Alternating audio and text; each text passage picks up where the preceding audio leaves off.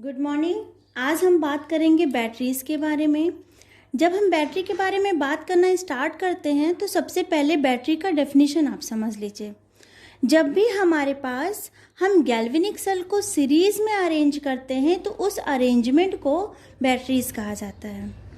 But most of the time हम daily life में single cell को भी कभी कभी बैटरी कह देते हैं। स्ट्रिक्टली स्पीकिंग ये अलाउड नहीं है। डेफिनेशन के हिसाब से बैटरी वही होनी चाहिए जहाँ पर आप बहुत ढेर सारे सेल को अरेंज करो और सेट कर दो।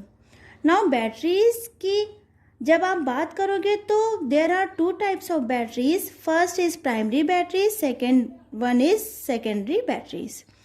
प्राइमरी बैटरीज वो बैटरीज होती हैं जो एक बार यूज़ कर ली आप उसे रिचार्ज नहीं कर सकते, यानी वो एक ही बार सिर्फ फॉरवर्ड डायरेक्शन में जाती है और फॉरवर्ड डायरेक्शन में जाने के बाद वो एग्जॉस्ट हो जाती है और आपको उसको फेंकना पड़ता है।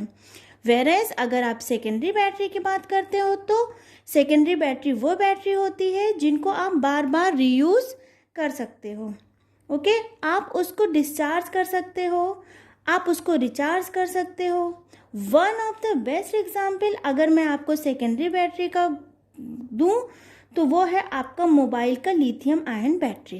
अनदर एग्जाम्पल अगर मैं आपको दूं तो आपका इन्वर्टर में यूज़ होने वाली बैटरी, कार बैटरी, ऐसी बहुत सारी बैटरी हैं जिनको हम रिचार्ज कर सकते हैं और वो सेकेंडरी बैटरी के अंदर आती हैं। तो हमारे लिए rechargeable battery is more important rather than not rechargeable battery.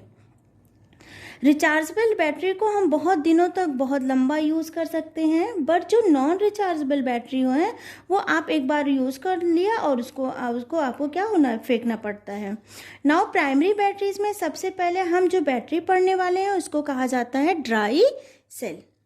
Okay, now ये नॉर्मल ड्राई सेल दिखता कैसे है? हमने अपने डेली लाइफ में बहुत सारे बैटरीज को यूज़ किया होगा। रिमोट में डालने वाली बैटरी, कार टॉय में यूज़ करने वाली बैटरी। ड्राई सेल को हम क्या कह सकते हैं? ड्राई सेल को हम लैचो सेल भी कहा जाता है इस ड्राई सेल को। ठीक, अगर ड्राई सेल को देखें तो बाहर एक कोटिंग होती है। अगर ड्राई सेल को देखो तो यहाँ पे क्या होता है, रेड और ब्लू कलर की एक कोटिंग दिखाई देती है। आप वो कंपनी के ऊपर डिपेंड करती है कि वो बैटरी आपका जो बाहर से दिख रहा है वो ब्लू कलर का है या फिर रेड कलर का है। ठीक है, इसके दो साइड्स होते हैं, फ्रंट और बैक। जो बैक साइड होता है उसके सामने एक डिस्क दिखाई देती है और फ्रंट साइड में एक छोटा सा मेटल कैप दिखाई देगा। ये ऐसे कैप होता है बैटरी में। ठीक है,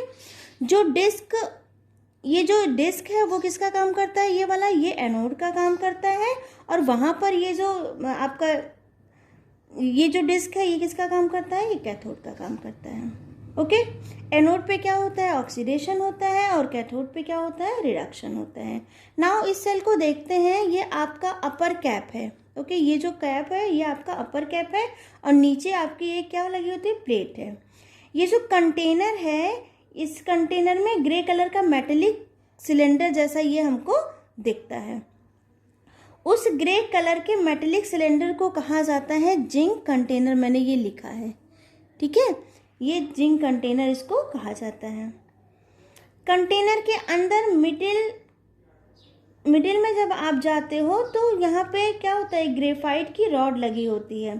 कंटेनर के साथ ही एक क्या होता है? पोरस मेम्ब्रेन लगा होता है, कपड़े जैसी झिल्ली होती है। मैंने डॉटेड लाइन से इसको दिखाया हुआ है। ओके, ये जो पोरस मेम्ब्रेन लगा होता है ये जिंक कंटेनर और इस ग्रेफाइट रॉड को क्या करता है? सेपरेट करता है। उसके बाद जब इस पोरस मेम्ब्रेन के और अंदर जाओगे तो यहाँ पे अमोनियम क्लोराइड और जिंक क्लोराइड का पेस्ट रखा जाता है। और उसके और अंदर जब आप यहाँ पे जाओगे तो यहाँ पे MnO2 का पेस्ट डाला जाता है। तो बैटरी में होने वाली रिएक्शन को समझने की कोशिश करते हैं। सबसे पहले क्या होता है? सबसे पहले ऑक्सीडेशन रिएक्शन होता है। तो यहाँ पे मैं लिखती हूँ सबसे पहले कौन सी रिएक्शन हो रही है?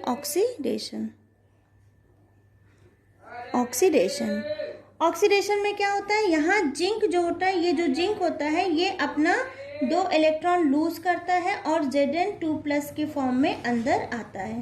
तो ये जो दो इलेक्ट्रॉन है हम यहाँ एक वायर कनेक्ट कर देते हैं इस टर्मिनल से इस टर्मिनल पे, और ये इलेक्ट्रॉन मूव करके यहाँ चला जाता है।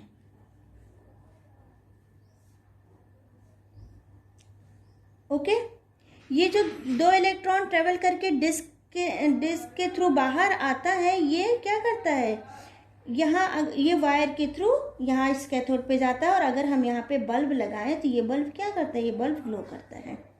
ठीक है, तो जिंक का जो ऑक्सीडेशन रिएक्शन हो जाएगा वो क्या हो जाएगा, Zn सॉलिड स्टेट में था, जब ऑक्सीडाइज हुआ तो एक्वस में हो जाएगा, यहाँ 2+ और यहाँ 2 इलेक्ट्रॉन। अब जैसे ही ये Zn2+ यहाँ पे आएगा, यहाँ पे क्या बैठा है, अमोनियम क्लोराइड, ये जिंक इस अमोनियम को क्या करेगा, डिस्प्लेस कर देगा और ZnCl2 बना लेगा। ओके, तो इसको हम कैसे लिख सकते हैं, इसको हम लिख सकते हैं, ये जो Zn2+ आया, इसने क्या किया, अमोनियम क्लोराइड से जब रिएक्शन किया तो अमोनियम को इसने क्या कर दिया, डिस्प्लेस कर दिया और Zn2 बन गया। ओके, अब यहाँ पे अगर हम ओवरऑल रिएक्शन देखें तो इससे ये क्या हो रहा है, कैंसिल आउट हो रहा है, तो ये हमारा क्या बन जाएगा, Zn solid plus ammonium chloride क्या रिएक्शन दे रहा है, ZnCl2 plus ammonium plus 2 electron. ये हमारी क्या हो गई, ये हमारी ओवरऑल रिडक्शन रिएक्शन हो गई। और दूसरी रिएक्शन को क्या कहा जाता है, रिडक्शन रिएक्शन। तो अगर हम रिडक्शन रिएक्शन लिखे तो पहले हम एक चीज़ समझते हैं, यहाँ पे ये जो अमोनियम है इसको हम कैसे लिख सकते हैं, ये आपका हो जाएगा NH4+, ये क्या कर रहा है, रिडक्शन रिएक्शन में क्या हो रहा है, तो जैसे ही ये ZnCl2 से रिएक्शन कर रहा है तो क्या बना दे रहा है, ZnCl2, और यहाँ पे ये जो हमारा है ये क्या है, अमोनियम फ्री हो जा रहा है, NH4+। ठीक है, ये अमोनियम क्या हो जा रहा है, हमारा फ्री हो जा रहा है।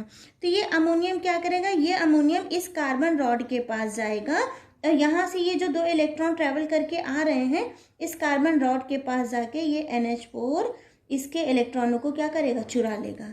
तो ये हम ऐसे लिख सकते हैं 2 इलेक्ट्रॉन। ठीक, या फिर हम इसको और एक्सपेंडेड फॉर्म में लिखें तो कैसे लिख सकते हैं, H3n, ये डेटिव बॉन्ड से जुड़ा होता है, ये H+, ये भी क्या है, ऐसे इसको बना सकते हैं ना, क्योंकि हम यहाँ नाइट्रोजन ने अपना लोन पेयर इन हाइड्रोजन्स को दिया हुआ है, और यहाँ पे हमने 2 इलेक्ट्रॉन ले लिया। तो अगर इसके रिएक्शन कराएंगे तो ये किस में कन्वर्ट हो जाएगा, ये आपका हाइड्रोजन गैस और प्लस अमोनिया गैस में कन्वर्ट हो जाएगा। यहाँ तक रिएक्शन समझ में आई। ये जो ZnCl2 बन गया था, यहाँ पे आपका अमोनियम खाली हो गया था, ये अमोनियम कार्बन रॉड पे आए हुए ये जो इलेक्ट्रॉन है उनको क्या करता है, चुरा लेता है और हाइड्रोजन गैस और अमोनिया फॉर्म करता है। ओके, फिर उसके बाद क्या होता है, उसके बाद यहाँ पे क्या हो जाते हैं, ढेर सारे अमोनिया और हाइड्रोजन गैस बन जाती है इस रॉड पे। ठीक है, लेकिन उसके बाद क्या होता है, ये जो अमोनियम है, यहाँ पे अमोनिया जो होता है, अमोनिया, ये तो अमोनियम था, यहाँ पे रॉड पे क्या क्या इकट्ठा हो रहा है, रॉड पे अमोनिया और हाइड्रोजन गैस इकट्ठा हो रही है रॉड पे, रिडक्शन के उस पे। तो ये अमोनिया गैस क्या करता है, ये अमोनिया गैस Zn से रिएक्शन कर लेता है। मैं इस रिएक्शन को दूसरे पेन से लिखती हूँ यहाँ पे।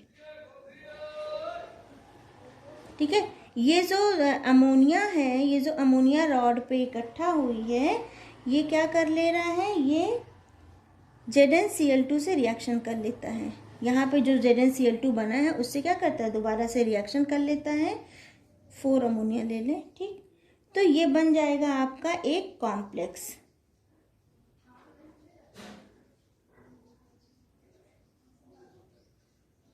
ये आपका एक कॉम्प्लेक्स फॉर्म हो जाएगा।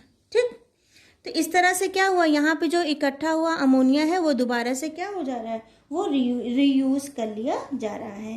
ठीक, तो यहाँ पे हमने क्या देखा, जब अमोनिया यहाँ ZnCl से रिएक्शन कर लेगा तो अमोनिया धीरे धीरे रॉड से क्या हो जाएगा, गायब होता जाएगा। लेकिन अब H2 का क्या, यहाँ पे H2 भी तो है, अमोनिया चलो इसके साथ कॉम्प्लेक्स बना ले रहा है, निकल जा रहा है, लेकिन यहाँ पे H2 है। H2 का क्या है, अगर रॉड के पास ज़्यादा H2 इकट्ठा हो जाएगा तो मेरा सेल फूटने लगेगा। तो ये जो MnO2 होता है, यहाँ पे ये जो MnO2 है वो क्या करेगा, वो H2 से क्या कर लेता है, रिएक्शन कर लेता है। तो यहाँ पे MnO2,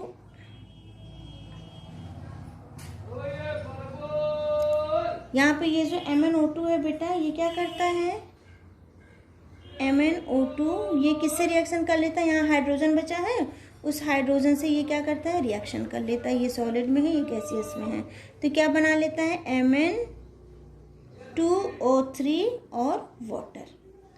ओके, अब इसका अगर हम ओवरऑल रिएक्शन देखें तो ओवरऑल रिएक्शन में क्या हो जाएगा बेटा, यहाँ H2 है, यहाँ H2 है, ये कैंसिल हो जाएगा, और तो कुछ कैंसिल होने वाला है नहीं, तो हम इसको कैसे लिखेंगे, रिडक्शन रिएक्शन को, ये हो जाएगा आपका NH4 plus 2 MnO2 plus 2 electron, क्या हो जाएगा, ammonia plus Mn2O3 plus water. Okay, ये कौन सी रिएक्शन थी आपकी, ये आपकी रिडक्शन रिएक्शन थी, रिडक्शन। ओके, तो अगर आप कभी भी अगर ये आपकी ऑक्सीडेशन रिएक्शन हो गई और ये आपकी रिडक्शन रिएक्शन हो गई, मतलब कि ओवरऑल अगर आप कभी भी सेल को ओपन करोगे तो जैसे ही आप सेल को ओपन करते हो तो आपको जो ब्लैक पार्ट दिखता है, सेल को जैसे ही खोलते हो आप, तो वो जो ब्लैक पार्ट दिखता है वो किसका होता है, वो आपका MnO2 का होता है। और जो चिपचिपा वाला पार्ट होता है वो किसकी वजह से होता है, ये वाटर की वजह से होता है। इसका एक ड्रॉबैक भी है, इस सेल का एक बहुत बड़ा ड्रॉबैक है, ये सेल बहुत ही जल्दी एक्सपायर हो जाता है, ये सेल उतना वोल्टेज नहीं दे पाता जितना देना चाहिए, या मैं यूँ कहूँ कि ये सेल बहुत जल्दी क्या कर देता है, कोरेजन स्टार्ट कर देता है। क्यों कोरेजन स्टार्ट कर देता है, अब इस चीज़ को समझने की कोशिश करिए। रीज़न ये है कि यहाँ पर ये जो जिंक है, ये कंटेनर था, ये आपका कंटेनर था बैटरी का, सॉरी बैटरी थी आपकी, कुछ इस तरह की थी बैटरी,